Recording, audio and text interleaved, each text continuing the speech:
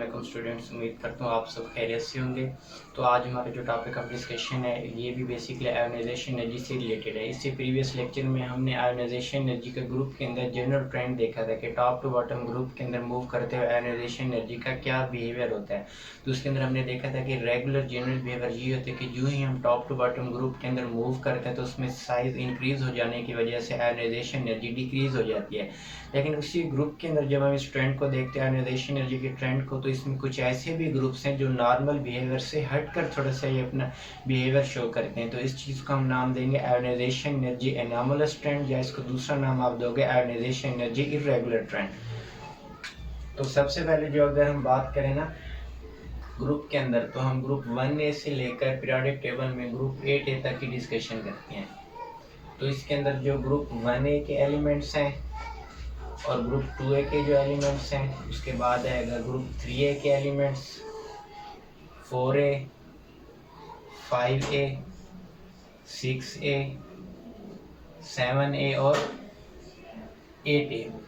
यानी 1A से लेकर 8A तक अगर हम ग्रुप्स की जनरल डिस्कशन की बात करें तो हमें जनरल ट्रेंड ये देखने को मिलता है आयोनाइजेशन एनर्जी का general trend of ionisation energy. तो जनरल ट्रेंड हमें ग्रुप के अंदर आयोनाइजेशन एनर्जी ये देखने को मिलता है कि टॉप टू बॉटम मूव करते हुए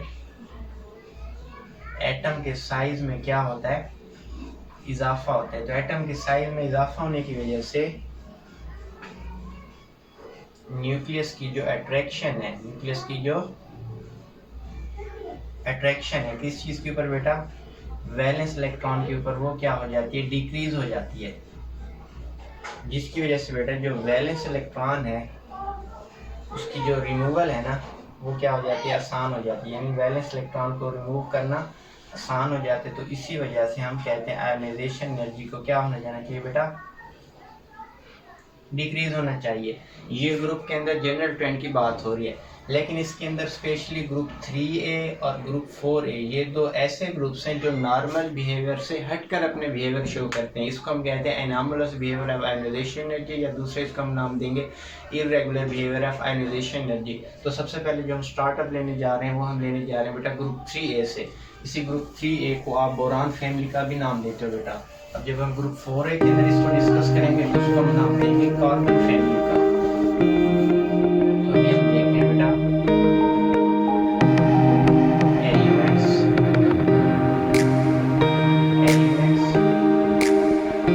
ऑफ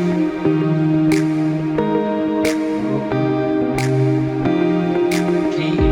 इसी को दूसरा क्या नाम देते हो बेटा, boron family.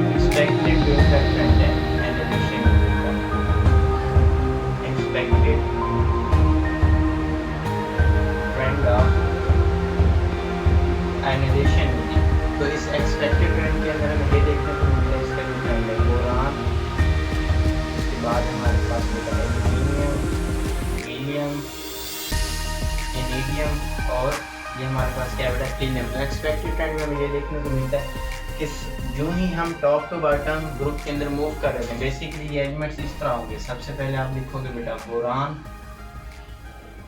Aluminium, gallium, iridium और ये हमारे पास क्या आ गया बेटा, हीलियम। ये हम ग्रुप के अंदर जब हम बात करते हैं तो टॉप टू बॉटम हम एलिमेंट्स को क्या करते हैं, ऑब्जर्व करते हैं। इन्हीं टॉप टू बॉटम एलिमेंट्स को मैंने आप लोगों की आसानी के लिए यहाँ पर ऐसे लिख दिया। सबसे पहले मैंने लिखा बोरान, उसके बाद एल्यूमिनियम, गैलियम, इरिडियम और हीलियम। तो बोरान का एटॉमिक नंबर होता है बेटा 5, एल्यूमिनियम का एटॉमिक नंबर है 13, गैलियम का जो बेटा हमारे पास एटॉमिक नंबर होगा वो हमारे पास होगा 31, इरिडियम का जो हमारे पास एटॉमिक नंबर है 49, थीलियम का जो हमारे पास एटॉमिक नंबर होता है वो हमारे पास क्या होता है बेटा 81। तो आप देख रहे हैं ना कि टॉप टू बॉटम मूव करते हुए एटम के साइज में क्या हो रहा है बेटा, इजाफा हो रहा है। तो जो एक्सपेक्टेड ट्रेंड है आयोनाइजेशन एनर्जी का, तो जनरल ट्रेंड हमें ऑब्जर्व करने को जो हमें मिलना चाहिए वो ये होना चाहिए कि सबसे ज़्यादा आयोनाइजेशन एनर्जी किसकी ज़्यादा हाई होनी चाहिए बेटा, बोरान की।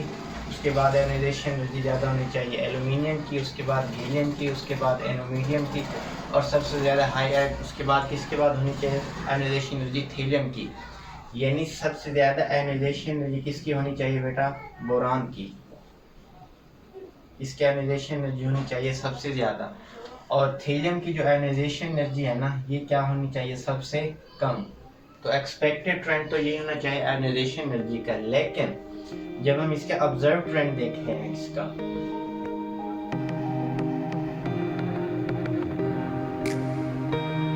Observe trend of ionisation energy, तो वो इसको बेटा फॉलो नहीं करता। उसमें क्या होता है बेटा, क्योंकि बेटा आप बोरान से एल्यूमिनियम की तरफ मूव ऑन करेंगे तो उसमें तो आयोनाइजेशन एनर्जी होगी डिक्रीज, और क्योंकि बेटा आप एल्यूमिनियम से गैलियम की तरफ मूव करेंगे तो इसमें आयोनाइजेशन एनर्जी आपको कोई चीज देखने को नहीं मिलेगा।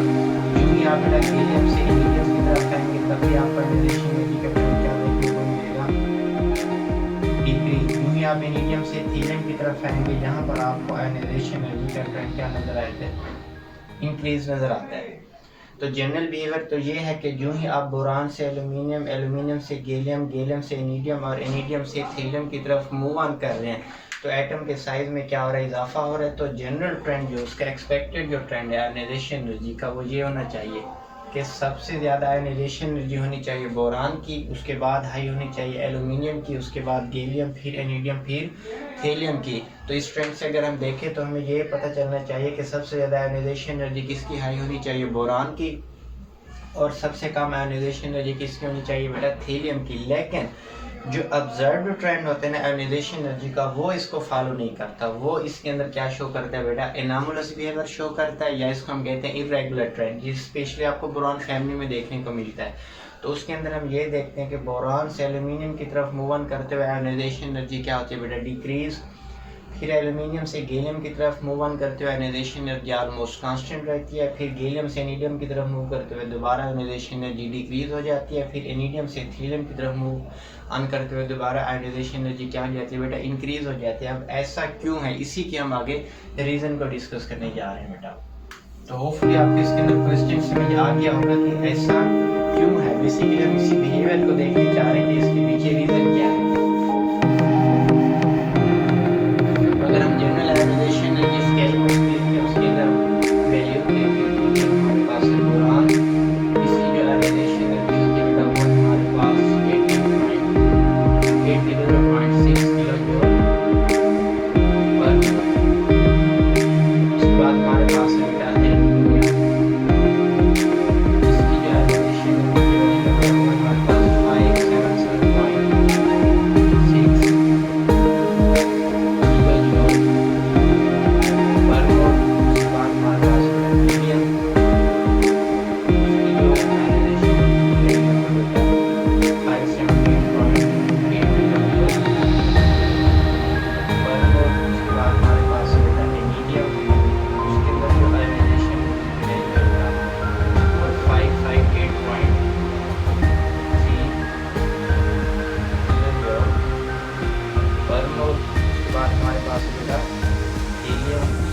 आयोनाइजेशन एनर्जी है वो हमारे पास 577.6 जूल पर मोल। तो देखें, यूं ही हम बेटा बोरान से, तो सबसे पहले हम मूव ऑन करेंगे बेटा बोरान से एल्यूमिनियम की तरफ, उसके बाद बेटा हम मूव ऑन करेंगे एल्यूमिनियम से गैलियम की तरफ, उसके बाद बेटा हम मूव ऑन करेंगे गैलियम से एनिडियम की तरफ, फिर हम मूव ऑन करेंगे बेटा एनिडियम से थीलियम की तरफ। तो इसके अंदर जो हमें जो ट्रेंड जो एक्सपेक्टेड वैल्यू है वो तो हमें ये नजर आना चाहिए कि जो ही हम top to bottom move on कर रहे हैं तो इसमें आयोनाइजेशन एनर्जी क्या हो जानी चाहिए, डिक्रीज। इसका एटॉमिक नंबर है 5, इसका एटॉमिक नंबर है बेटा 13, इसका एटॉमिक नंबर है 31, इसका एटॉमिक नंबर 49, इसका एटॉमिक नंबर क्या है बेटा 80 1, ठीक है ना बेटा। तो टॉप टू बॉटम मूव करते हुए एक्सपेक्टेड ट्रेंड क्या होना चाहिए, डिक्रीज होना चाहिए। लेकिन जो ऑब्जर्व्ड वैल्यू है आयोनाइजेशन एनर्जी की, वो यहाँ पर मैं लिख देता हूँ कि ऑब्जर्व्ड वैल्यू में वो इस तरह के बिहेवियर शो नहीं करते। तो बोरान से एल्यूमिनियम की तरफ मूव ऑन करते हुए आयोनाइजेशन एनर्जी क्या होती है बेटा, डिक्रीज। ये तो चलो ठीक है, ये तो जनरल ट्रेंड को ये चीज़ फॉलो अप कर रही है। फिर जब हम एल्यूमिनियम से गैलियम की तरफ आएंगे, एल्यूमिनियम से गैलियम की तरफ, तो इसमें आयोनाइजेशन एनर्जी में कोई चेंज नज़र नहीं आएगा आपको। ऑलमोस्ट आयोनाइजेशन एनर्जी जो होगी वो क्या होगी बेटा, सेम होगी। उसके बाद फिर हम बेटा जब गैलियम से एनिडियम की तरफ मूव ऑन करेंगे, तो इसमें दोबारा आयोनाइजेशन एनर्जी आपको क्या नज़र आएगी, डिक्रीज। उसके बाद दोबारा जब हम एनिडियम से थीलियम की तरफ मूव ऑन करेंगे, तो इसमें आप देखोगे बेटा आयोनाइजेशन एनर्जी दोबारा क्या हो रही है, इंक्रीज हो रही है। ये देखें आपको इन वैल्यू से भी नज़र आ रहा है। 800 से ये वैल्यू क्या होगी बेटा 577, 800 से ये वैल्यू होगी 577, यानी 800 से 577। तो यहाँ से यहाँ तक मूव करते हुए आयोनाइजेशन एनर्जी की वैल्यू क्या होगी बेटा, डिक्रीज। उसके बाद नेक्स्ट देखें 577 से आगे आयोनाइजेशन एनर्जी का चेंज आ रहा है वो क्या बेटा 578। तो ये इसके अंदर इतना ज़्यादा डिफरेंस नहीं है।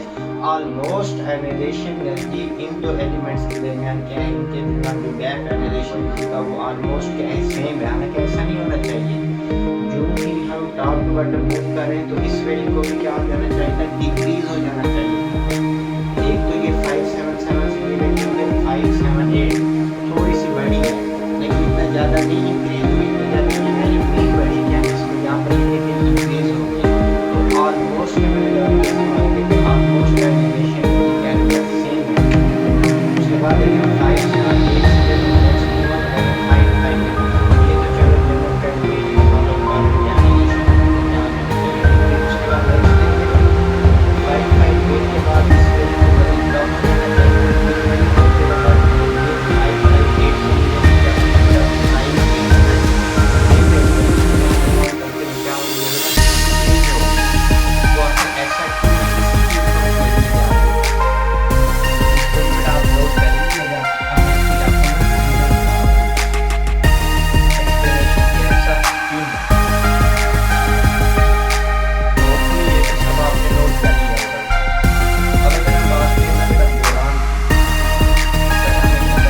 उसके बाद ये 558 से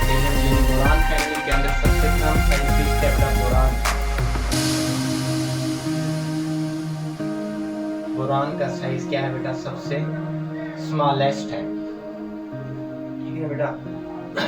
और ये जो हमें इसका बोरान का जो हमें साइज देखने को मिलता है ना बेटा, वो हमें मिलता है बेटा 0 ऑलमोस्ट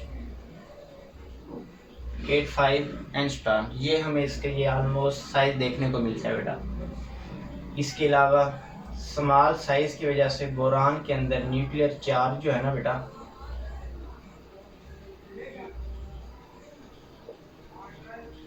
इसकी जो अट्रैक्शन है वैलेंस इलेक्ट्रॉन के ऊपर वो भी क्या है बेटा, हाई है। तो इसी वजह से बोरान के इस आखिरी शेल वाले इस इलेक्ट्रॉन को रिमूव करना क्या होता है बेटा,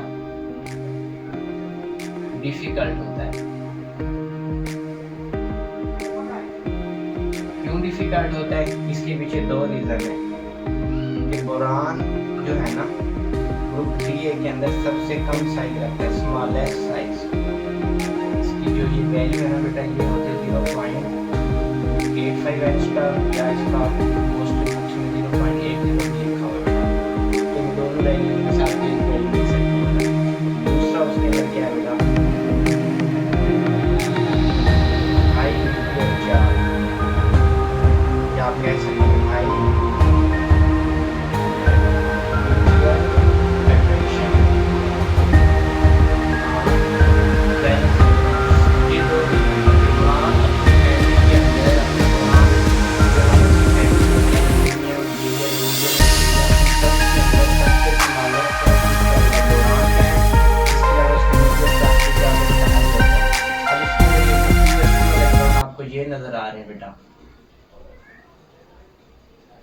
ये है 2s2 इलेक्ट्रॉन। इनको हम नाम देते हैं बेटा इंटरवेनिंग इलेक्ट्रॉन। ये चीज़ आपने शील्डिंग इफेक्ट में भी सुनी हुई होगी, shielding intervening electron. Intervening electron क्या होते हैं बेटा? अब देखें, अगर हम यहाँ पर देखें, ये हमारे पास है बोरान का न्यूक्लियस, ये हमारे पास है के शेल। के शेल में होंगे बेटा हमारे पास 2 इलेक्ट्रॉन, एल शेल में हमारे पास क्या होंगे बेटा 3 इलेक्ट्रॉन। तो जब हम के शेल की बात करते हैं तो उसकी जगह हमने क्या लिखा हुआ बेटा 1s2, उसके बाद हमने लिखा हुआ 2s2p1। ये हमारे पास क्या है बेटा एल शेल। तो इसके अंदर एल शेल और के शेल के अंदर देखें बेटा जो हमारे पास इंटरवेनिंग इलेक्ट्रॉन है 2s2 और दूसरे हमारे पास क्या है बेटा 1s2। ये sp और df हमारे पास जो 4 ऑर्बिटल है, सबसे पहले हमारे पास है s ऑर्बिटल, उसके बाद हमारे पास है p ऑर्बिटल, उसके बाद है e ऑर्बिटल, उसके बाद है हमारे पास f ऑर्बिटल। अगर हम शेल की बात करें तो ये सेकंड शेल है। सेकंड शेल के अंदर भी 2 सब शेल आपको नजर आ रहे हैं, एक s सब शेल नजर आ रहा है, दूसरा आपको कौन सा सब शेल नजर आ रहा है बेटा p सब शेल नजर आ रहा है। इस चीज को मैं स्किप कर देता हूं, ये पॉइंट आपको समझाने के लिए मैंने आपको ये कहा बेटा कि के शेल के अंदर आपको क्या नजर आ रहा है बेटा 1s, उसके बाद एल शेल के अंदर आपको नजर आ रहा है 2s एंड 2p। यानी एल शेल के अंदर आपके पास 2 सब शेल नजर आ रहे हैं, एक s सब शेल है और दूसरा कौन सा सब शेल है बेटा p सब शेल है। तो अगर हम देखें तो न्यूक्लियस के करीब सबसे ज्यादा कौन सा सब शेल होता है, इसको हम नाम देते हैं बेसिकली पेनिट्रेशन ऑफ ऑर्बिटल। तो सबसे ज्यादा जो पेनिट्रेशन ऑफ ऑर्बिटल की जो पावर है ना वो है बेटा s की, उसके बाद p की, उसके बाद d की, उसके बाद क्या है बेटा f की। जो मैंने आयोनाइजेशन एनर्जी के फैक्टर्स में भी ये पॉइंट समझाया हुआ है। पेनिट्रेशन या पेनिट्रेशन ऑर्डर आप लिखें, पेनिट्रेशन ऑर्डर ऑफ ऑर्बिटल। तो पेनिट्रेशन ऑर्डर ऑफ ऑर्बिटल में आपको नजर आएगा सबसे ज्यादा जो न्यूक्लियस के करीब ऑर्बिटल होता है ना या सबशेल जो होता है वो होता है एस सबशेल या एस ऑर्बिटल। उसके बाद जो करीब तरीन होता है वो होता है पी ऑर्बिटल, उसके बाद जो करीब तरीन ऑर्बिटल होते हैं वो डी ऑर्बिटल होते हैं, और उसके बाद जो करीब तरीन होते हैं वो क्या होते हैं बेटा एफ ऑर्बिटल। दूसरे लफ्जों में एस ऑर्बिटल न्यूक्लियस के करीब होने की वजह से इसमें से इलेक्ट्रॉन को रिमूव करना मुश्किल है।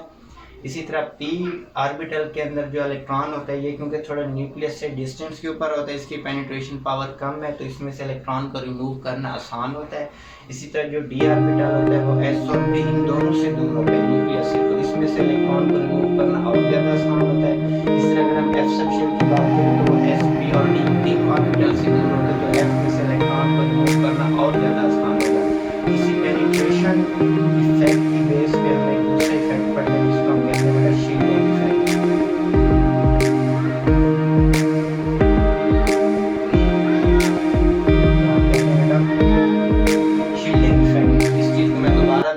मैं दोबारा समझाने की कोशिश करता हूँ बेटा। अभी तो मैंने आपको एक जनरल रीज़न दिया है कि इसके अंदर बोरान फैमिली के अंदर सबसे ज़्यादा हाई आयोनाइजेशन एनर्जी किसकी होती है, बोरान की होती है। उसके पीछे 2 रीज़न है, एक तो उसका स्मॉल साइज है, दूसरा उसमें क्या होता है बेटा हाई न्यूक्लियर चार्ज। फिर इसी के अंदर मैं आपको समझा रहा हूँ पेनिट्रेशन या शील्डिंग इफेक्ट क्या होता है, इसको मैं दोबारा भी आपको समझाने की कोशिश करता हूँ ताकि आपके लिए ये चीज़ आसान हो जाए। क्योंकि आपके जो भी अब नॉर्मल बिहेवियर आपने ऑब्जर्व किया बोरान फैमिली के अंदर वो इसी पेनिट्रेटिंग इफेक्ट ऑफ ऑर्बिटल या दूसरे लफ्ज़ों में शील्डिंग इफेक्ट पे क्या कर डिपेंड कर रहे हैं। अभी मैंने आपको कहा बेटा एक हमारे पास होता है एस ऑर्बिटल, एस सबशेल, उसके बाद पी ऑर्बिटल, पी सबशेल, उसके बाद हमारे पास डी और उसके बाद हमारे पास क्या होता है एफ। तो जो एस ऑर्बिटल होता है एस ऑर्बिटल ये न्यूक्लियस के करीब करीब होता है। एस ऑर्बिटल के न्यूक्लियस के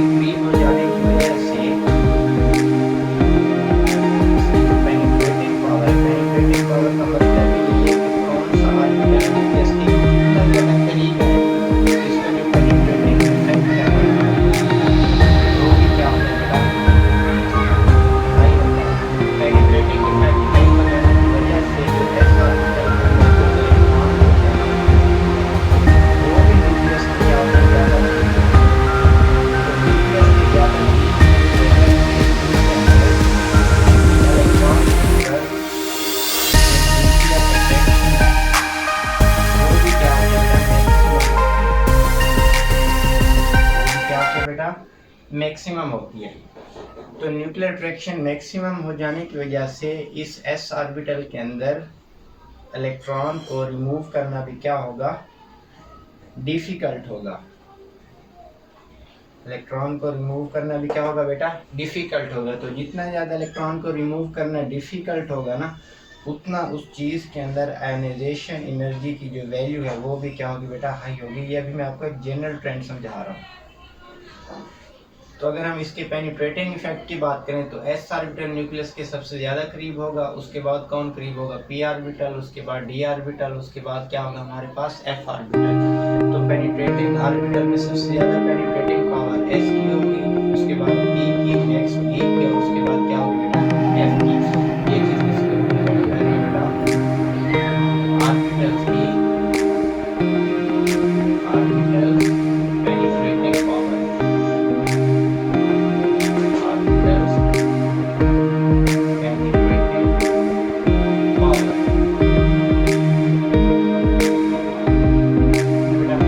यानी अगर हमारे पास वैलेंस इलेक्ट्रॉन एस ऑर्बिटल में होंगे तो इसमें इलेक्ट्रॉन को रिमूव करना मुश्किल होगा। उसकी वजह यह है कि एस ऑर्बिटल न्यूक्लियस के करीब नहीं होता है, जिसकी वजह से उसकी पेनिट्रेटिंग पावर सबसे ज़्यादा होगी।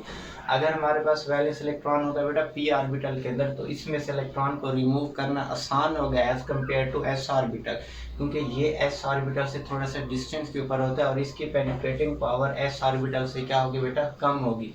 इसी तरह जब हम डी ऑर्बिटल की बात करें तो ये एस और पी ऑर्बिटल दोनों ऑर्बिटल से डी ऑर्बिटल ज़्यादा फासले के ऊपर है।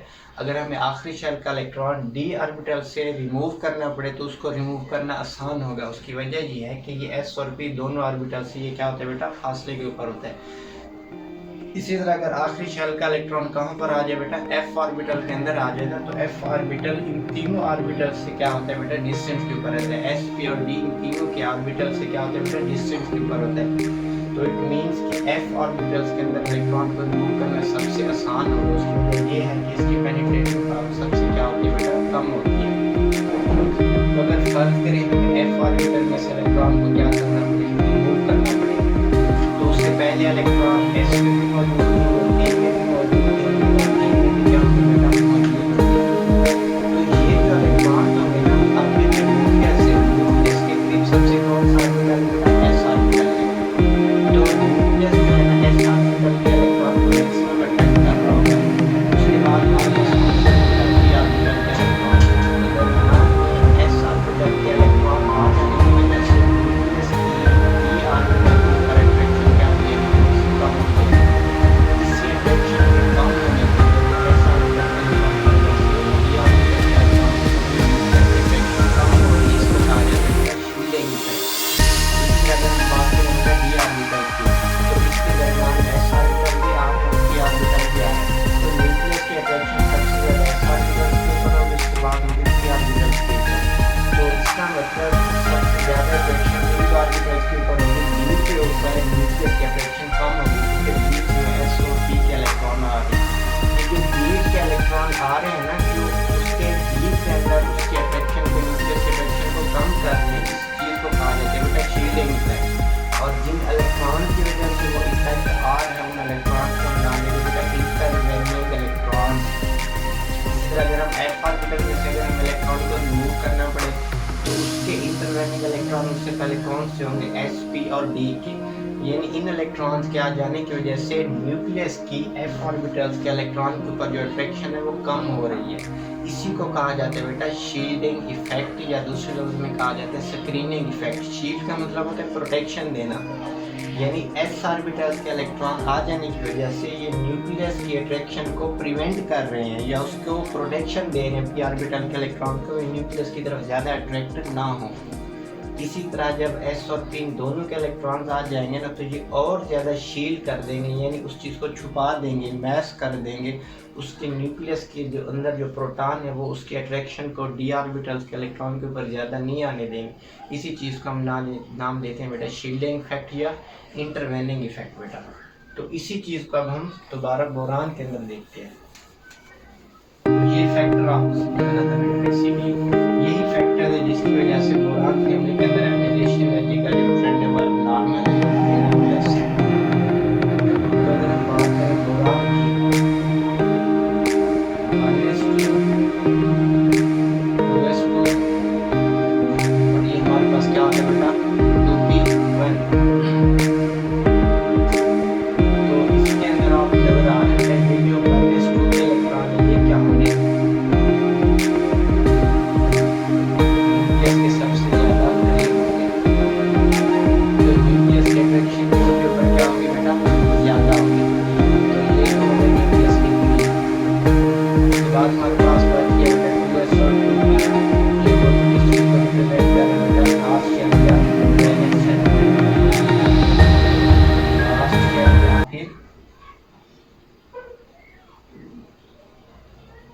Valence shell.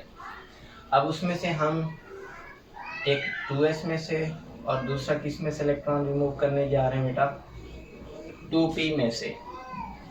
तो इसमें 2s और 2p के अंदर, हालांकि ये दोनों एक ही शेल का हिस्सा है s और p, इसमें दोबारा s जो होगा वो न्यूक्लियस के क्या होगा बेटा, करीब होगा, न्यूक्लियस के क्या होगा बेटा, करीब होगा। और ये जो p होगा ना,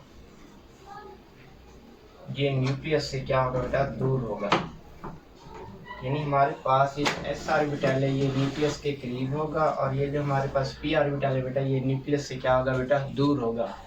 तो p ऑर्बिटल के न्यूक्लियस के दूर जाने की वजह से हमारे पास इसमें से इलेक्ट्रॉन को रिमूव करना, डिस्टेंस के ऊपर हो जाने की वजह से इसमें से इलेक्ट्रॉन को रिमूव करना क्या होगा बेटा, इजी होगा।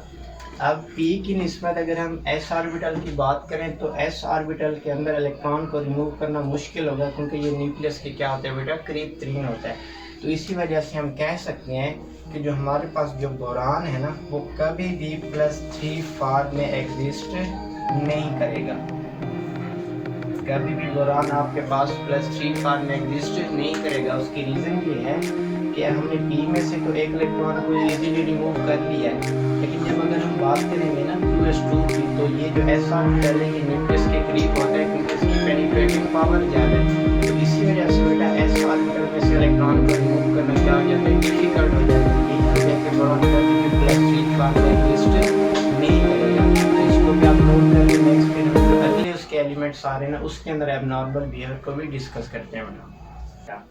तो आपने ये तो रीज़न समझ ली कि बोरान के अंदर कौन से ऐसे फैक्टर हैं जो उसको नॉर्मल बिहेवियर से अब नॉर्मल बिहेवियर की तरफ लेकर जा रहे हैं। हालांकि अभी हमने देखा कि बोरान के आखिरी शेल में होते हैं 3 इलेक्ट्रॉन, लेकिन उसके बावजूद भी वो +3 ऑक्सीडेशन स्टेट शो नहीं करता। उसकी वजह ये है कि उसके अंदर जो 2s2 के जो इलेक्ट्रॉन हैं ना, वो न्यूक्लियस के करीब होने की वजह से s ऑर्बिटल के जो इलेक्ट्रॉन हैं ना, थोड़ा सा डिफ़िकल्ट हो जाता है कि उसके अंदर जो 2s2 के इलेक्ट्रॉन है ना, वो न्यूक्लियस के करीब हो जाने की वजह से उनको रिमूव करना थोड़ा क्या हो जाता है बेटा, डिफ़िकल्ट हो जाता है। यही वजह है कि बोरान जो है कभी भी आपको +3 फॉर्म में नज़र नहीं आएगा बेटा। अब बोरान के बाद नेक्स्ट हमारे पास जो एलिमेंट है वो है हमारे पास बेटा एल्युमिनियम। उसकी अगर हम इलेक्ट्रॉनिक कन्फिग्रेशन की बात करें, वो है 1s2 2s2 2p6, और ये हमारे पास हो जाएगा 3s2, क्या हो जाएगा 3p1, 1s2 2s2 2p6 3s2 3p1। ये हमारे पास है बेटा K शेल जिसके अंदर होते हैं 2 इलेक्ट्रॉन, और ये हमारे पास है L शेल जिसके अंदर होते हैं 8 इलेक्ट्रॉन, टोटल हो गए 10 इलेक्ट्रॉन। और ये हमारे पास हो गया बेटा M शेल जिसके अंदर आखिरी शेल के अंदर आपको कितने इलेक्ट्रॉन नज़र आ रहे हैं बेटा, 3 इलेक्ट्रॉन। अगर हम मज़ीद आपको आसान लफ्ज़ों में अगर मैं आपको समझाना चाहूँ शील्डिंग इफेक्ट, तो इस चीज़ को समझिएगा। ये हमारे पास है बेटा न्यूक्लियस एल्युमिनियम का, ये हमारे पास है बेटा K शेल, उसमें होंगे 2 इलेक्ट्रॉन, और ये हमारे पास है बेटा L शेल, उसमें होंगे हमारे पास 8 इलेक्ट्रॉन, और ये हमारे पास है बेटा M शेल, और इसमें कितने होंगे बेटा 3 इलेक्ट्रॉन। तो ये जो आपको 2 इलेक्ट्रॉन नज़र आ रहे हैं, ये वाले 2 इलेक्ट्रॉन, ये न्यूक्लियस के बहुत ज़्यादा करीब है ये 2 इलेक्ट्रॉन। तो न्यूक्लियस की अट्रैक्शन इन 2 इलेक्ट्रॉन्स के ऊपर क्या होगी बेटा, सबसे ज़्यादा होगी। उसके बाद अगर हम बात करें L शेल के इन इलेक्ट्रॉन की, तो ये देखें ये इलेक्ट्रॉन जब न्यूक्लियस की तरफ अट्रैक्ट होना चाहेगा तो बीच में ये वाला इलेक्ट्रॉन भी आ रहा है। इस इलेक्ट्रॉन के आ जाने की वजह से इस इलेक्ट्रॉन की न्यूक्लियस के ऊपर जो अट्रैक्शन है, इस इलेक्ट्रॉन की न्यूक्लियस के ऊपर जो अट्रैक्शन है वो क्या हो जाएगी बेटा, डिक्रीज हो जाएगी। इसी तरह ये वाला इलेक्ट्रॉन देख लें, अब ये भी इलेक्ट्रॉन ज़ाहिर है मूव ऑन कर रहे हैं, तो जब यही इलेक्ट्रॉन इस इलेक्ट्रॉन के रास्ते में भी तो बेटा उसके अट्रैक्शन की तरफ रुकावट का बहस बन रहे हैं ना बेटा। ये नहीं, ये 8 इलेक्ट्रॉन ये और 2 इलेक्ट्रॉन ये 10 इलेक्ट्रॉन हो गए। ये 10 इलेक्ट्रॉन न्यूक्लियस के क्या होंगे, करीब होंगे as compare to m electrons. यानी आखिरी शेल के ये जो 3 इलेक्ट्रॉन थे ना, इन 3 इलेक्ट्रॉन के रास्ते में K शेल के और L शेल के जो इलेक्ट्रॉन थे ना, उसके दरमियान न्यूक्लियस के अट्रैक्शन को क्या कर रहे हैं बेटा, कम कर रहे हैं। न्यूक्लियस के जब अट्रैक्शन को कम कर रहे हैं तो इसका मतलब इन इलेक्ट्रॉन्स को रिमूव करना क्या होगा बेटा, आसान होगा। इसी को कहा जाता है शील्डिंग इफेक्ट। ये जो के और एल शेल के जो इलेक्ट्रॉन है ना, के और एल शेल के जो इलेक्ट्रॉन्स है ना, इनको हम नाम देंगे बेटा इंटरवेनिंग इलेक्ट्रॉन्स। इंटरवेनिंग इलेक्ट्रॉन यानी ये वो इलेक्ट्रॉन हैं जो आखिरी शेल के इलेक्ट्रॉन के ऊपर न्यूक्लियस के अट्रैक्शन को कम कर रहे हैं। इन्हीं इंटरवेनिंग इलेक्ट्रॉन्स की वजह से न्यूक्लियर अट्रैक्शन क्या हो जाती है बेटा, डिक्रीज हो जाती है। किस चीज के ऊपर डिक्रीज हो जाएगी बेटा, वैलेंस इलेक्ट्रॉन्स के ऊपर। तो ये जो इंटरवेनिंग इलेक्ट्रॉन की मौजूदगी की वजह से आखिरी शेल के ऊपर न्यूक्लियस की ये जो अट्रैक्शन कम हो रही है ना बेटा, इसी चीज को नाम हम क्या देते हैं, शील्डिंग इफेक्ट। क्या नाम देंगे बेटा, शील्डिंग इफेक्ट। तो ये आपको शील्डिंग इफेक्ट अब मजीद अच्छे से समझ आ गया होगा बेटा। तो जब हम बात करते हैं ना एल्यूमिनियम के अंदर, तो एल्यूमिनियम का साइज थोड़ा सा ज़्यादा है, उसमें इंटरवेनिंग इलेक्ट्रॉन भी एज कम्पेयर टू बोरान ज़्यादा है। यही वजह है कि जब हम बोरान से एल्यूमिनियम की तरफ मूव ऑन करते हैं तो हमें आयोनाइजेशन एनर्जी में कमी देखने को मिलती है। यानी बोरान की अगर हम बात करें तो इसके अंदर आयोनाइजेशन एनर्जी क्या थी, 800.6 किलो जूल पर मोल। उसके बाद अगर हम बात करें एल्यूमिनियम की तो इसके अंदर आयोनाइजेशन एनर्जी की वैल्यू थी 577.6 किलो जूल पर मोल। तो ये जो शार्प डिक्रीज आपको नज़र आ रहा है 800 से 500 के अंदर, ये शार्प डिक्रीज इसी वजह से नज़र आ रहा है बेटा कि ये जो शील्डिंग इफेक्ट है ना, ये इनके इंटरवेनिंग इलेक्ट्रॉन्स की वजह से ये चीज़ आ रही है। इसके अलावा अगर हम साइज की बात करें बेटा, साइज में भी इजाफा हो रहा है।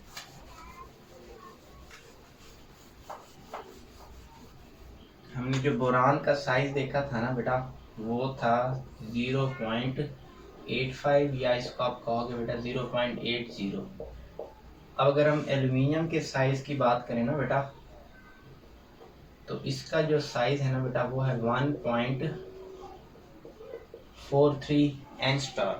तो इसका मतलब बोरान से एल्यूमिनियम की तरफ मूव ऑन करते हुए क्या हो रहा है बेटा, appreciable increase in size, appreciable increase in size। के साइज में क्या हो रहा है बेटा, इजाफा हो रहा है।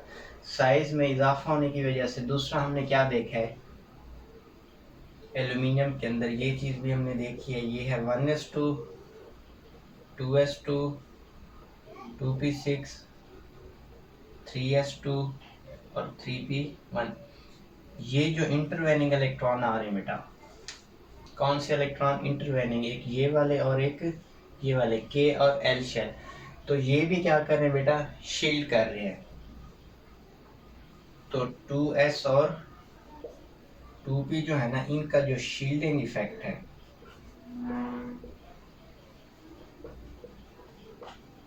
इनका जो क्या है बेटा, शील्डिंग इफेक्ट है। इस शील्डिंग इफेक्ट की वजह से भी, जो अभी मैंने आपको कुछ देर पहले समझाया है कि के अंदर 2 इलेक्ट्रॉन थे और एल शेल के अंदर क्या थे बेटा, हमारे पास 60 इलेक्ट्रॉन थे, और एम शेल में आखिरी शेल में कितने इलेक्ट्रॉन थे बेटा, 3 इलेक्ट्रॉन थे। तो आखिरी शेल के ऊपर इन इलेक्ट्रॉन्स की मौजूदगी की वजह से न्यूक्लियस की इन इलेक्ट्रॉन्स के ऊपर जो अट्रैक्शन होगी क्या हो जाएगी, कम हो जाएगी। इसी चीज़ को हमने क्या नाम दिया था बेटा, शील्डिंग इफेक्ट।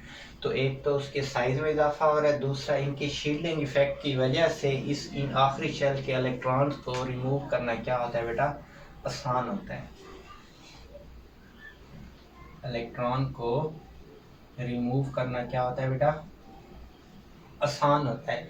यही वजह है बोरान से कि बोरान की जो आयोनाइजेशन एनर्जी है वो ग्रेटर है एल्यूमिनियम की आयोनाइजेशन एनर्जी से, या दूसरे लफ्जों में एल्यूमिनियम की जो आयोनाइजेशन एनर्जी है वो कम है एज कंपेयर टू बोरान। वजह अभी मैंने आपको बता दिया कि एल्यूमिनियम का बोरान की निस्बत साइज ज़्यादा है, इसके अलावा इसके अंदर शील्डिंग इफेक्ट भी डोमिनेंट हो रहा है। यही वजह है कि एल्यूमिनियम में से इलेक्ट्रॉन को रिमूव करना आसान होता है, लेकिन बोरान में से इलेक्ट्रॉन को रिमूव करना डिफ़िकल्ट होता है। दैट्स द रीज़न कि बोरान से एल्यूमिनियम की तरफ मूव ऑन करते हुए आयोनाइजेशन एनर्जी में क्या होती है बेटा, कमी होती है। जो अभी हमने देखा भी था कि बोरान की जो आयोनाइजेशन एनर्जी थी वो 800 के राउंड अबाउट थी, और जो एल्यूमिनियम की आयोनाइजेशन एनर्जी थी वो हमारे पास बेटा 577.6 किलो जूल पर मोल। दूसरा उसके रीज़न ये साइज़ भी आपको नज़र आ रहा है कि 0.80 से कितने साइज़ में इजाफा है, 1.43, जो कि बहुत ज़्यादा इजाफा है बेटा। अब हम नेक्स्ट देखते हैं बेटा। नेक्स्ट हमारे पास है बेटा गैलियम।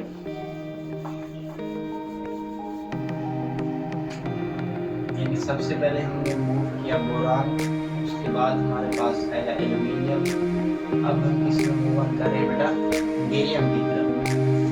तो बोरान से एल्यूमिनियम की तरफ मूव ऑन करते हुए जो आयोनाइजेशन एनर्जी क्या होती है बेटा, इंक्रीज होती है। एल्यूमिनियम से हम मूव ऑन करेंगे गैलियम की तरफ, तो यहाँ पर जो आयोनाइजेशन एनर्जी वो ऑलमोस्ट क्या रहेगी, सेम रहेगी। अब ऐसा क्यों नहीं सही प्रोसेस है। उसके बाद के पास मूव ऑन करते हुए एल्यूमिनियम की तरफ, यहाँ पर मूव ऑन करते हुए देखेंगे आयोनाइजेशन एनर्जी क्या होगी, इंक्रीज। एल्यूमिनियम के बाद में नेक्स्ट हम मूव ऑन करते हैं गैलियम की तरफ, तो यहाँ पर हम देखेंगे आयोनाइजेशन एनर्जी में क्या हो रहा है, इजाफा हो रहा है। ये जो एग्जाम्पल नज़र आ रहा है, तो इसी चीज़ को हम देखते जा रहे हैं। ये भी मैं आपको समझा दिया, ये भी समझा दिया। अब नेक्स्ट हम मूव ऑन कर रहे हैं बेटा एल्यूमिनियम से गैलियम की तरफ। तो अगर हम बात करें गैलियम की, तो इसका एटॉमिक नंबर होता है 31। अगर हम इसके इलेक्ट्रॉनिक कॉन्फ़िगरेशन की बात करें, K शेल, L शेल, उसके बाद हमारे पास है ये M shell, 3s2, 3p6, 3d10। उसके बाद हमारे पास ये हो जाएगा बेटा 4s2, और ये हमारे पास क्या हो जाएगा बेटा 4p1। तो ये तो हमारे पास हो गया बेटा, ये हमारे पास है बेटा K शेल, ये हमारे पास है L शेल, और ये हमारे पास है बेटा M शेल, और ये हमारे पास क्या है बेटा N शेल। यानी K शेल में हमारे पास है बेटा 2 इलेक्ट्रॉन, L शेल में हमारे पास है 8 इलेक्ट्रॉन, M शेल में हमारे पास हैं 18 इलेक्ट्रॉन। अब N शेल में हमारे पास कितने इलेक्ट्रॉन है बेटा, 3 इलेक्ट्रॉन। तो टोटल कितने हो गए हमारे पास 31 इलेक्ट्रॉन। तो आखिरी शेल से पहले, N शेल से पहले हम बात किसकी कर रहे हैं बेटा, M शेल के अंदर। तो M शेल के अंदर आपको ये नज़र आ रहा होगा बेटा 3d10। ये जो d ऑर्बिटल के जो इलेक्ट्रॉन है ना बेटा, इनका जो शील्डिंग इफेक्ट होता है ना,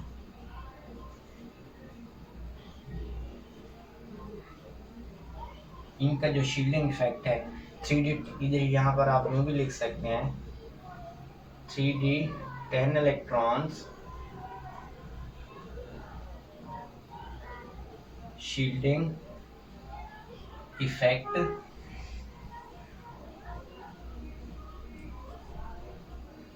is less as compared S and K electron. जो कि अभी मैं आपको बाजी समझाने लगा था कि गैलियम के अंदर 3d10 इलेक्ट्रॉन की ये जो मौजूदगी है ना, इनकी मौजूदगी की वजह से इनका जो शील्डिंग इफेक्ट होता है, इनका जो शील्डिंग इफेक्ट होता है वो S और P इलेक्ट्रॉन की निस्बत क्या होता है बेटा, कम होता है। ये बात आपको समझ आ रही है बेटा। यानी इनका शील्डिंग इफेक्ट कम होने से मुराद ये है कि सबसे ज़्यादा न्यूक्लियस के कौन सा ऑर्बिटल करीब होगा, S ऑर्बिटल। उसके बाद कौन सा ऑर्बिटल करीब होगा बेटा, P ऑर्बिटल। उसके बाद कौन सा ऑर्बिटल करीब होता है बेटा, D ऑर्बिटल। अब D ऑर्बिटल का जो शील्डिंग इफेक्ट है वो S और P ऑर्बिटल की निस्बत क्या होता है बेटा, कम होता है। शील्डिंग इफेक्ट कम होने की वजह से ये क्या करेंगे बेटा, ये आखिरी शेल के जो इलेक्ट्रॉन्स हैं ना, ये उनको न्यूक्लियस की तरफ अट्रैक्ट करने में ज़्यादा रुकावट का बायस नहीं बनेंगे, क्योंकि इनका शील्डिंग इफेक्ट क्या होता है बेटा, कम होता है। तो इसी वजह से इन इलेक्ट्रॉन को रिमूव करना भी क्या होता है बेटा, आसान हो जाता है। दूसरी वजह ये भी है कि उसमें साइज़ में भी क्या हो रहा था बेटा, इजाफा हो रहा था। तो ये जो 3d10 इलेक्ट्रॉन है ना, इनके शील्डिंग इफेक्ट की वजह से, जो कि s और p ऑर्बिटल की निस्बत क्या होता है बेटा, कम होता है। यही वजह है कि जब हम एल्यूमिनियम से गैलियम की तरफ मूव ऑन करते हैं ना, तो उसमें ऑलमोस्ट आयोनाइजेशन एनर्जी का ट्रेंड क्या रहता है, ऑलमोस्ट सेम रहता है। यानी इतना ज़्यादा डिक्रीज या इंक्रीज आपको देखने को नहीं मिलता। किस चीज़ की वजह से बेटा, 3d10 इलेक्ट्रॉन की वजह से। तो ये उसके पीछे रीज़न है बेटा। Due to the presence of 3d10 electrons, their shielding effect is less as compared to s and p electrons। तो यही वजह होती है कि जब हम एल्यूमिनियम से गैलियम की तरफ मूव ऑन करते हैं तो आयोनाइजेशन एनर्जी का ट्रेंड ऑलमोस्ट क्या रहता है बेटा, सेम रहता है। और इससे पहले मैं आपको शील्डिंग इफेक्ट ये सारी चीज़ें समझा भी चुका हूँ बेटा कि ये क्या चीज़ होती है। अब नेक्स्ट हम मूव ऑन किस में करेंगे बेटा, गैलियम से एनिडियम की तरफ।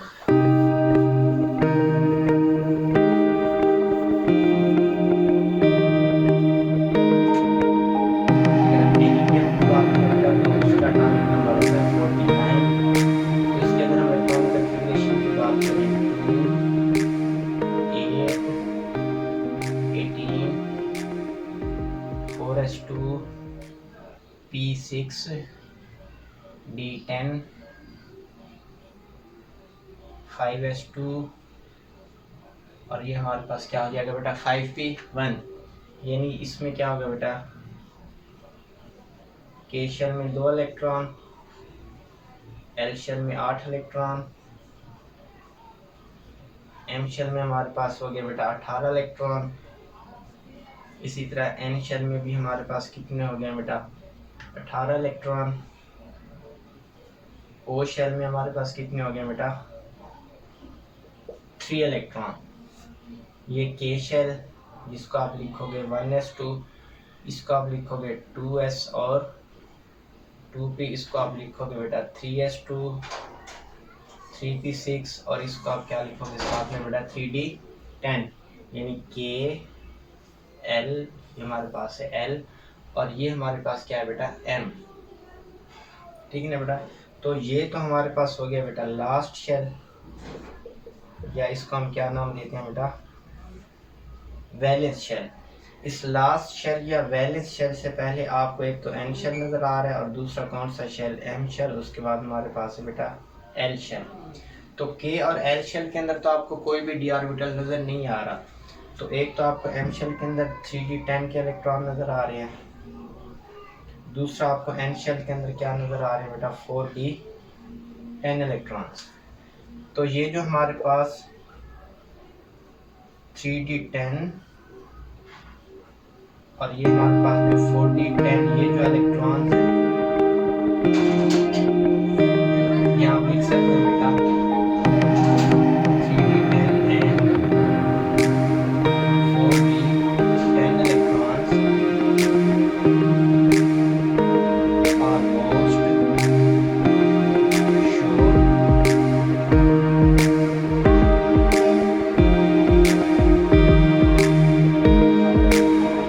same shielding effect, almost show same shielding effect। हमने ये बात की है कि जिस तरह 3d10 इलेक्ट्रॉन्स का शील्डिंग इफेक्ट जो होता है ना वो s और p ऑर्बिटल की निस्बत कम होता है, इसी तरह ये जो 4d10 के इलेक्ट्रॉन है ना इनका भी शील्डिंग इफेक्ट s और p ऑर्बिटल की निस्बत क्या होगा बेटा, कम होगा।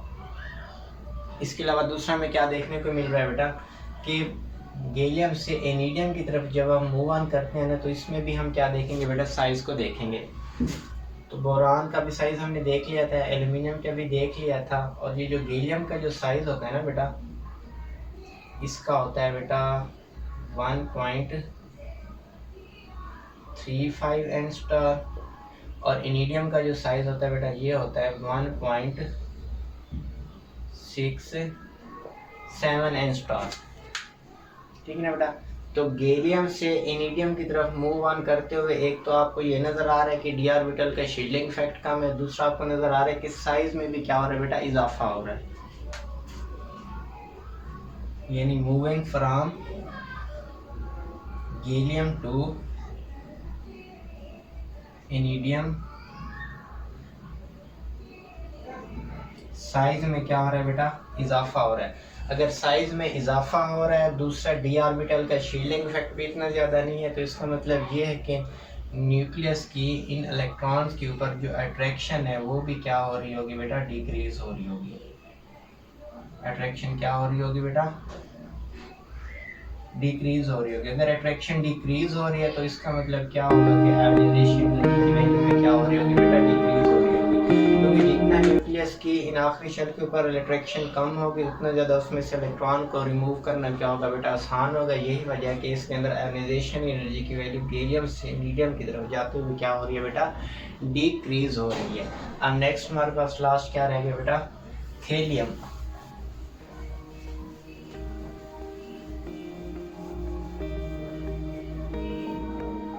फिर लास्ट में इसका ओवरव्यू भी देख लेंगे बेटा। अब हम बात करेंगे बेटा थेलियम की। इसका एटॉमिक नंबर होता है 81, K shell, L shell, M shell, और उसके बाद हमारे पास होगा बेटा 4s2, 3,6,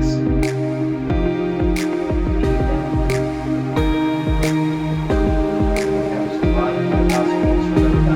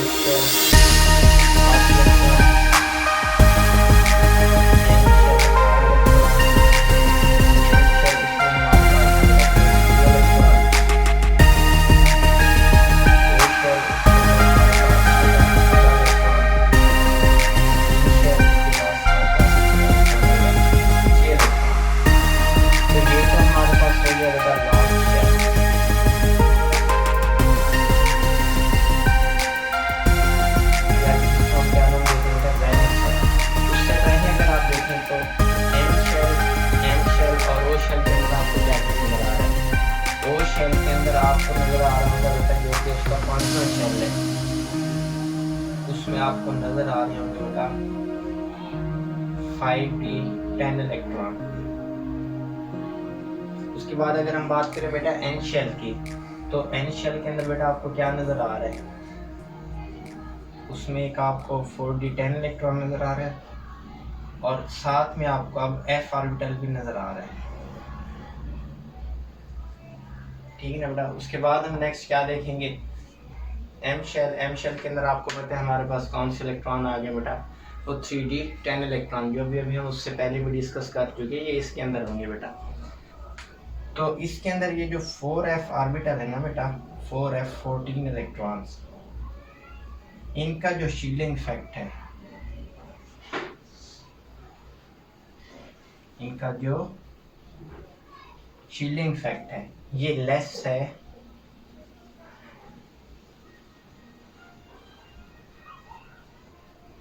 as compared S, P and D electron. यानी 4f14 इलेक्ट्रॉन, जो F के अंदर 14 इलेक्ट्रॉन आ रहे हैं बेटा, इनका जो शील्डिंग इफेक्ट है वो D की निस्बत भी कम है। तो अगर D की निस्बत में इनका शील्डिंग इफेक्ट कम है तो इसका मतलब ये इतना ज़्यादा प्रोटेक्ट नहीं कर रहे न्यूक्लियस के अट्रैक्शन को इलेक्ट्रॉन की तरफ। तो इसी वजह से इसका मतलब क्या होगा कि उसमें से इलेक्ट्रॉन को रिमूव करना क्या होगा बेटा, डिफिकल्ट होगा। दूसरी उसकी क्या रीज़न है, इरिडियम से थीलियम की तरफ मूव ऑन करते हुए साइज में भी आपको क्या है, इतना ज़्यादा इजाफा देखने को नहीं मिलता। यानी 1.67 से थोड़ा सा इजाफा है, 1.70 एंगस्ट्रॉम, इतना ज़्यादा साइज में इजाफा नहीं हो रहा। Not appreciable increase in size। एक तो साइज में इजाफा नहीं हो रहा, दूसरा शील्डिंग इफेक्ट भी 4F का क्या होता है बेटा, कम होता है। यही वजह है कि इसमें से इलेक्ट्रॉन को रिमूव करना क्या हो जाएगा बेटा, डिफ़िकल्ट हो जाएगा। और इनिडियम से थीलियम की तरफ मूव ऑन करते हुए आयोनाइजेशन एनर्जी में क्या हो जाता है बेटा, इजाफा हो जाता है। ये इनके एबनॉर्मल बिहेवियर के पीछे ये रीज़न थी बेटा। अगर हम इन सब का ओवरव्यू लेना चाहें तो मैं दोबारा इनका आपको ओवरव्यू भी दे देता हूँ बेटा, बोरान से थीलियम की तरफ।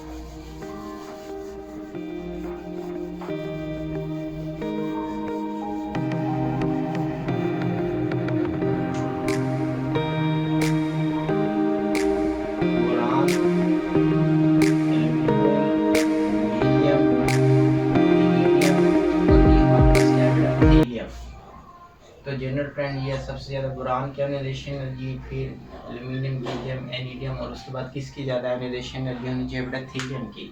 लेकिन अगर हम ये तो हमारे पास क्या था बेटा, एक्सपेक्टेड आयोनाइजेशन एनर्जी ट्रेंड। लेकिन जब हम ऑब्जर्व करते हैं तो बोरान की आयोनाइजेशन एनर्जी हाई है, एल्यूमिनियम की कम है। एल्यूमिनियम की फिर अगर हम बोरान से फिर हम एल्यूमिनियम से हम जब गैलियम की तरफ जाते हैं तो ऑलमोस्ट आयोनाइजेशन एनर्जी का ट्रेंड सेम रहता है। फिर गैलियम से इनिडियम की तरफ जाते हुए फिर आयोनाइजेशन एनर्जी क्या हो रहा है, डिक्रीज। इनिडियम से थीलियम की तरफ जाते हुए फिर आयोनाइजेशन एनर्जी का ट्रेंड क्या हो रहा है बेटा, इंक्रीज हो रहा है। ये हमारे पास कौन सा ट्रेंड है बेटा, ऑब्जर्व्ड आयोनाइजेशन एनर्जी ट्रेंड। या इसको मैंने आपको यूँ इस तरह भी समझाया है कि बोरान से एल्यूमिनियम, एल्यूमिनियम से गैलियम, गैलियम से इनिडियम, इनिडियम से क्या जाएगा बेटा, थीलियम की तरफ। तो बोरान से एल्यूमिनियम की तरफ जाते हुए आयोनाइजेशन एनर्जी क्या होगी, डिक्रीज। एल्यूमिनियम से गैलियम की तरफ जाते हुए आयोनाइजेशन एनर्जी क्या रहेगी, सेम। गैलियम से इनिडियम की तरफ जाते हुए क्या होगी,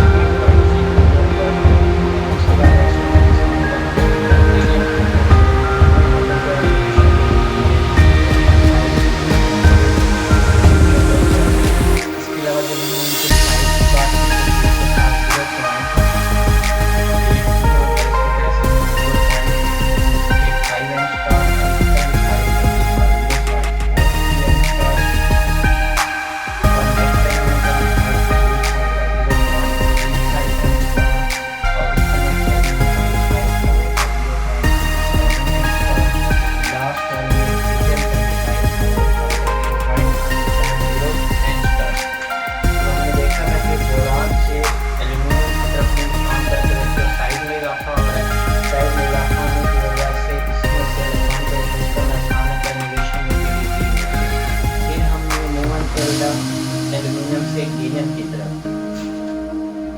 तो जब हमने मूव ऑन किया था बेटा एल्यूमिनियम से गैलियम की तरफ, तो यहाँ पर हमने देखा था 3D टर्मिनल इलेक्ट्रॉन्स का शील्डिंग इफेक्ट। इसी शील्डिंग इफेक्ट की वजह से आयोनाइजेशन एनर्जी ऑलमोस्ट क्या रही थी, कांस्टेंट रही थी। फिर हमने नेक्स्ट मूव ऑन किया था बेटा, ये हमारे पास है बेटा बोरान, और ये हमारे पास है बेटा एल्यूमिनियम, और ये हमारे पास है गैलियम। ये आपको जो वेक्टर है ये ऑलमोस्ट सेम नजर आ रही है, ये ऑलमोस्ट सेम नजर आ रही है। इसके अंदर फिर हमने देखा था गैलियम के अंदर जो 3D10 इलेक्ट्रॉन है ना, उसका जो शील्डिंग इफेक्ट है ना वो इसकी वजह बन रहा था। फिर हमने नेक्स्ट मूव ऑन किया बेटा गैलियम से किसकी तरफ, इनिडियम की तरफ। ये गैलियम से ये इनिडियम की तरफ, यहाँ से यहाँ हमने मूव ऑन किया था। तो यहाँ पर जो आयोनाइजेशन ये डिक्रीज और इसमें भी दो फैक्टर्स आ रहे हैं बेटा। एक तो आपको साइज नज़र आ रहा है कि 0.35 से साइज कितना इंक्रीज हो गया 0.67। तो यहाँ पर तो एक फैक्टर हो गया साइज का, कि साइज बढ़ रहा है। दूसरा इसमें कौन सा फैक्टर था बेटा, 4d10 इलेक्ट्रॉन का शील्डिंग इफेक्ट। फिर इनिडियम से मूव कर रहे बेटा थीलियम की तरफ। तो यहाँ पर देखें ऑलमोस्ट इन दोनों के अंदर साइज में इतना ज़्यादा इजाफा नहीं हो रहा। तो साइज में इजाफा ना होने की वजह से दूसरा उसके अंदर हमने देखा था बेटा, जो उसके अंदर उसके एफ सब शेल के अंदर क्या आ रहे थे बेटा, 4f14 इलेक्ट्रॉन जो आ रहे थे ना, उनका shielding effect as compare sp और d की निस्बत क्या था बेटा, कम था। इसके अलावा साइज में भी इतना ज़्यादा इजाफा नहीं हो रहा। कि यही वजह है कि इनमें से इलेक्ट्रॉन को, लास्ट वाले एलिमेंट से इलेक्ट्रॉन को रिमूव करना मुश्किल था और हमें ये बिहेवियर देखने को मिलता था बेटा।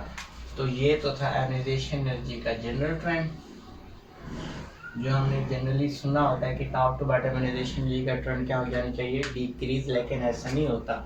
उसका जो ऑब्जर्व्ड ट्रेंड है वो ये होता है।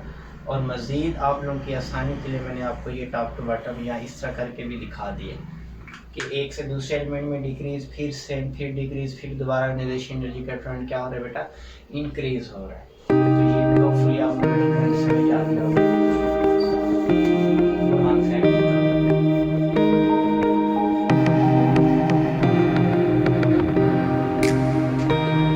अब अगर हम इसी 3a के एलिमेंट की फर्स्ट आयोनाइजेशन एनर्जी की बात करें, फर्स्ट आयोनाइजेशन एनर्जी, तो ये जो फर्स्ट आयोनाइजेशन एनर्जी होती है ना बेटा, इन एलिमेंट्स की वो लेस होती है, is less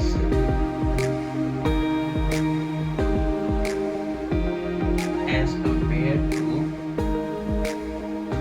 1a and 2a elements. अब ऐसा क्यों होता है?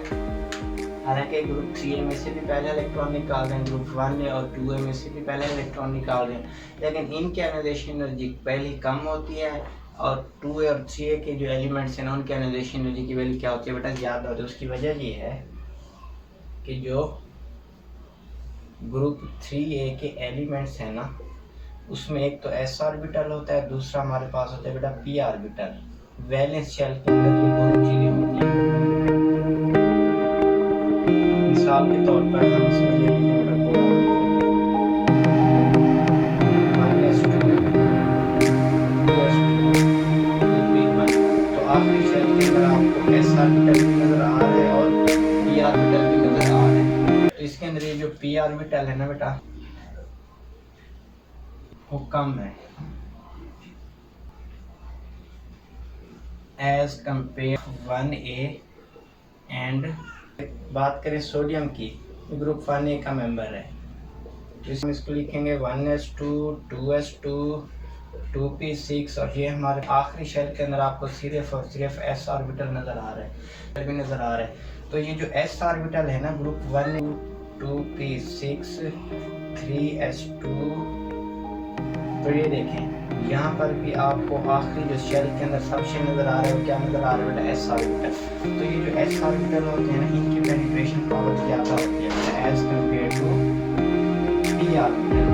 इनकी पेनिट्रेशन पावर क्या होगी बेटा, ज़्यादा होगी। तो जितना ज़्यादा पेनिट्रेशन पावर होगी उतना वो सबसे न्यूक्लियस के करीब होगा, उतना ज़्यादा उसमें से इलेक्ट्रॉन को रिमूव करना डिफिकल्ट होगा। यही वजह है कि और 2a के जो एलिमेंट्स हैं उनकी फर्स्ट आयोनाइजेशन एनर्जी की जो वैल्यू है वो इंक्रीज होती है, क्योंकि उसके अंदर जो लास्ट शेल के अंदर जो s ऑर्बिटल है उसकी पेनिट्रेशन या पेनिट्रेटिंग पावर सबसे ज़्यादा है। जब हम 3a के एलिमेंट्स की फर्स्ट आयोनाइजेशन एनर्जी की बात करते हैं तो उसमें से सबसे पहला इलेक्ट्रॉन p ऑर्बिटल में से निकाल रहे होते हैं, जो कि न्यूक्लियस से थोड़ा डिस्टेंस के ऊपर होता है। या दूसरे लफ्ज़ों में इस p ऑर्बिटल की पेनिट्रेशन पावर ग्रुप 1 और 2 एलिमेंट्स के s ऑर्बिटल की निस्बत कम होते हैं। तो इस वजह से इसमें से इलेक्ट्रॉन को रिमूव करना क्या होता है, आसान होता है। यही वजह है कि ग्रुप 3 एलिमेंट्स की फर्स्ट आयोनाइजेशन एनर्जी की वैल्यू कम होती है एज कम्पेयर टू 1 या 2 एलिमेंट। ये भी इसके अंदर एक पॉइंट आता है, ये भी समझना ज़रूरी था। तो इसको आप नोट कर लें। नेक्स्ट में बेटा कार्बन फैमिली का हम डिस्कस करेंगे, इसमें कौन से बात करेंगे।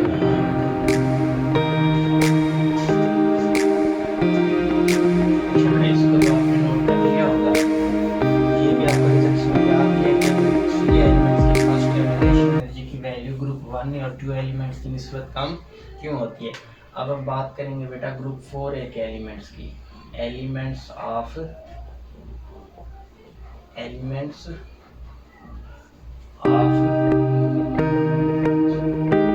ग्रुप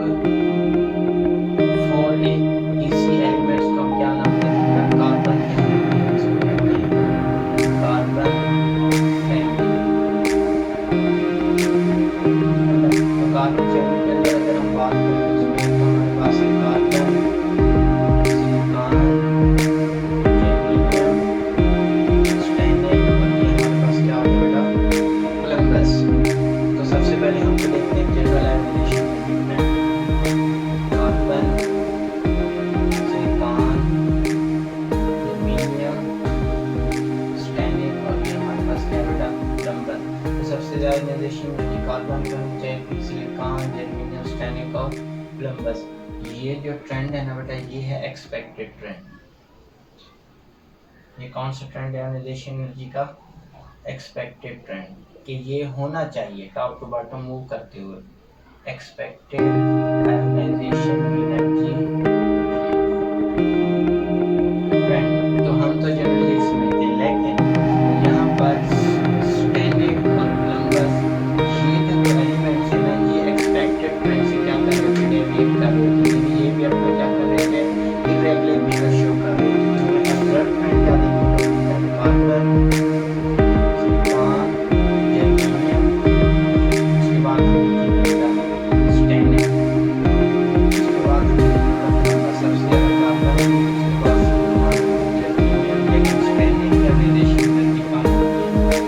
यहाँ पर देखिए बेटा,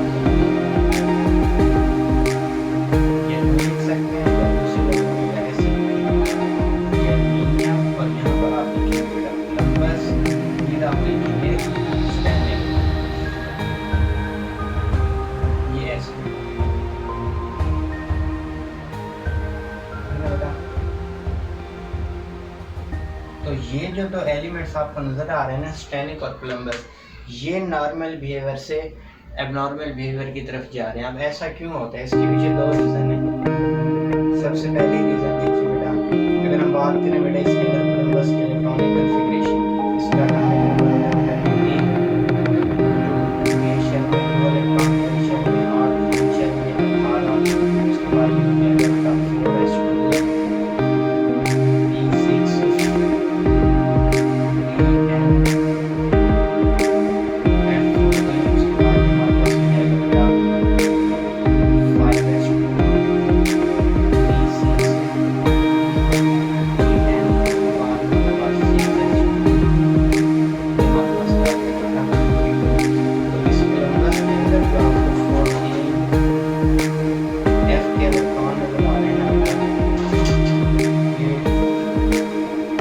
ना बेटा, ये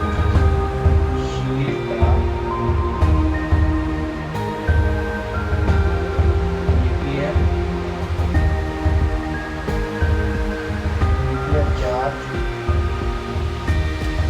less, sheet the nuclear charge less effectively than S, P and D electron. तो सबसे पहली रीज़न तो ये है बेटा कि इस प्लम्बस के अंदर ये जो आपको 14F के 4F14 इलेक्ट्रॉन जो नज़र आ रहे हैं ना, इनके पास इतना ज़्यादा पावर नहीं होती कि वो न्यूक्लियस के जो अट्रैक्शन है ना, वो आखिरी शेल के इलेक्ट्रॉन के ऊपर वो जो न्यूक्लियस अट्रैक्शन शो कर रहे हैं वो उसको रोक सके। इनकी शील्डिंग पावर सबसे ज़्यादा क्या होती है बेटा, कम होती है। दूसरे लफ्ज़ों में इनकी पेनिट्रेशन पावर भी कम होती है। यही वजह है न्यूक्लियस की उसके ऊपर अट्रैक्शन क्या होगी बेटा, ज़्यादा होगी। दूसरी जो रीज़न होती है, स्टैनिक का जो हमारे पास साइज़ होता है वो होता है बेटा 1.41 एंग स्टार, और हमारे पास जो प्लम्बस है इसका जो हमारे पास साइज़ होता है वो होता है हमारे पास 1.47 एंग स्टार। ठीक है ना बेटा। तो इस एलिमेंट से इस एलिमेंट की तरफ मूव ऑन करते हुए साइज़ में भी इतना ज़्यादा इजाफा नहीं हो रहा। तो दूसरी इसमें आप रीज़न क्या लिख सकते हो बेटा, एक तो ये रीज़न होगी है शील्डिंग इफेक्ट वाली, दूसरी बेटा आप इसमें रीज़न ये लिख सकते हो कि साइज़ में भी इतना ज़्यादा इजाफा नहीं हो रहा। यानी स्टैनिक से प्लम्बस की तरफ मूव ऑन करते हुए साइज़ में भी इतना ज़्यादा इजाफा नहीं हो रहा है। यही वजह है कि उसमें आयोनाइजेशन एनर्जी जो है ना, वो स्टैनिक से प्लम्बस की तरफ मूव ऑन करते हुए डिक्रीज़ होने की वजह क्या हो जाती है बेटा, इंक्रीज़ हो जाती है। इसको दोबारा भी आप इन रीज़न को मैं आपके लिए एक्सप्लेन कर देता हूँ।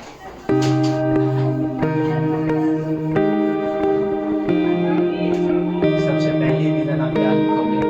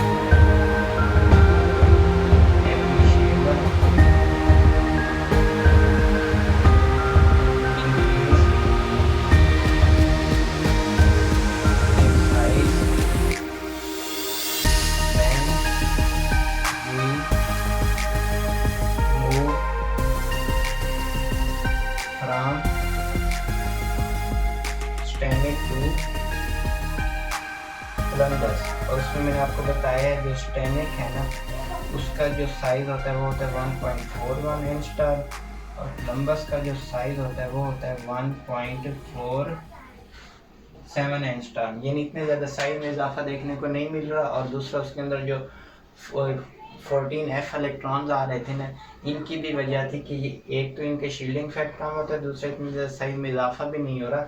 यही वजह है कि जो स्टेनिक है ना बेटा, इसकी जो आयनाइजेशन एनर्जी होती है उसका जो बिहेवियर है वो प्लम्बस की निस्बत क्या होता है, अब नॉर्मल होता है। तो हम होना तो ये चाहिए कि स्टेनिक की आयनाइजेशन एनर्जी प्लम्बस से क्या हो जानी चाहिए, कम होनी चाहिए। लेकिन स्टेनिक की आयनाइजेशन एनर्जी आपको नज़र जो आएगी ना वो होगी बेटा लेस एज कम्पेयर टू प्लम्बस। यानी स्टेनिक से प्लम्बस की तरफ मूव करते हुए, सॉरी इसमें मिस्टेक होगी कि मैं ये कहना चाह रहा था कि स्टेनिक से प्लम्बस की तरफ मूव ऑन करते हुए आयनाइजेशन एनर्जी क्या हो जानी चाहिए थी बेटा, प्लम्बस की डिक्रीज होनी जानी चाहिए थी। लेकिन उल्टा ये होता है कि स्टेनिक की आयनाइजेशन एनर्जी प्लम्बस से कम हो जाती है, या दूसरे लफ्जों में जो प्लम्बस है जिसको लेड का नाम देते हैं, इसकी आयनाइजेशन एनर्जी हाई हो जाती है एज कम्पेयर टू स्टेनिक। हालांकि ये तो ग्रुप का आखिरी एलिमेंट है, ग्रुप के बिल्कुल बॉटम में होने की वजह से बिल्कुल इसका तो साइज़ ज़्यादा हो जाना चाहिए। ज़्यादा साइज़ हो जाने की वजह से इसमें से इलेक्ट्रॉन को रिमूव करना आसान होना चाहिए, लेकिन ऐसा नहीं होता। उसकी वजह ये आ रही है, एक तो उसके अंदर 14F इलेक्ट्रॉन और दूसरा उतना ज़्यादा उसके साइज़ में इजाफा नहीं हो रहा जितना हम एक्सपेक्ट कर रहे होते हैं। इस वजह से बिल्कुल ग्रुप में लास्ट में मौजूद होने के बावजूद भी इसकी आयनाइजेशन एनर्जी उससे पहले जो स्टेनिक एलिमेंट आ रहे हैं उसकी निस्बत क्या होती है बेटा, हाई होती है। तो कार्बन फैमिली या ग्रुप 4A के अंदर ये आपका नॉर्मल बिहेवियर देखने को मिलता है स्टेनिक और प्लम्बस के अंदर। उसके बाद नेक्स्ट हमारे पास बात जाता है बेटा ग्रुप 5A, 6A, 7A और 8A।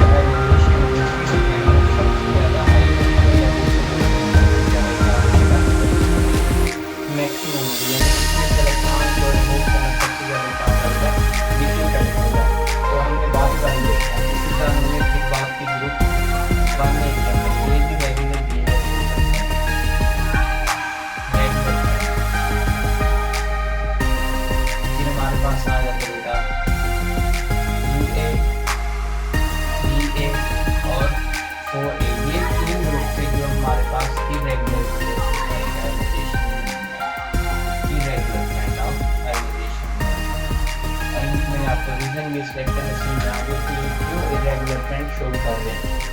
तो 5A, 6A, 7A, 8A तो ये अपना नॉर्मल बिहेवियर शो कर रहे हैं, या नॉर्मल ट्रेंड शो कर रहे हैं आयनाइजेशन एनर्जी का। लेकिन 2A, 3 और 5, 4A के जो है स्पेशली बोरान फैमिली ये जो है ना बहुत ज़्यादा एनॉमलस या इरेगुलर बिहेवियर आयनाइजेशन एनर्जी का शो कर रही है। तो होपफुली बेटा आपको आयनाइजेशन एनर्जी के ट्रेंड भी समझ आ गए होंगे, और आयनाइजेशन एनर्जी कौन कौन से फैक्टर्स भी डिपेंड कर रही है ये भी आपको चीज़ें समझ आ गई होंगी। इससे प्रीवियस लेक्चर में ये चीज़ें भी मैं आपको समझा चुका हूँ। फिर भी अगर इसमें कोई कन्फ्यूजन तो आप हमें कमेंट बॉक्स में कमेंट कर सकते हैं। तब तक के लिए अल्लाह हाफिज़।